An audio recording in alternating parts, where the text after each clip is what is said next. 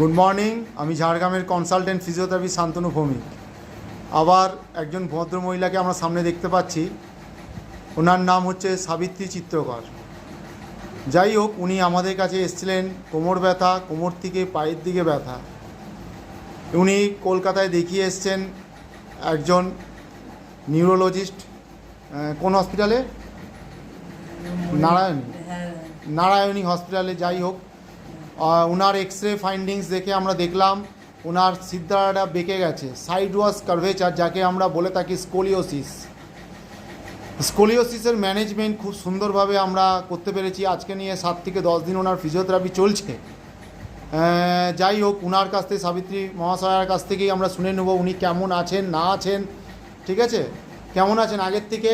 আমি আগের থেকে ভালো আছি। এখানে এসে যাই যাই ওখানের থেকে বলেছিল ওই যে ফিজিওথেরাপি করবে, যে আমি আগের থেকে ভালো আছি। সেই যত ব্যথা ছিল, সেই গোড়ালি পা থেকে কোমর থেকে পা অবধি ব্যথা, সেই ব্যথাও কমে গেছে আমার।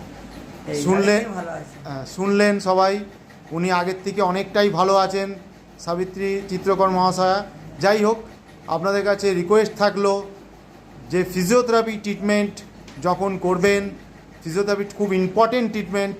অযথা কোনো ওয়ার্ক বা কারো কাছ থেকে শিখে যারা করছে, করে বেড়াচ্ছে বাড়িতে বাড়িতে, তাদের কাছে না করে অলওয়েজ একজন কোয়ালিফাইড ফিজিওথেরাপিস্টের কাছে চিকিৎসা করবেন, ভালো রেজাল্ট পাবেন। এইটুকু বলেই আপনাদের কাছে ছাড়লাম। ধন্যবাদ, থ্যাংক ইউ।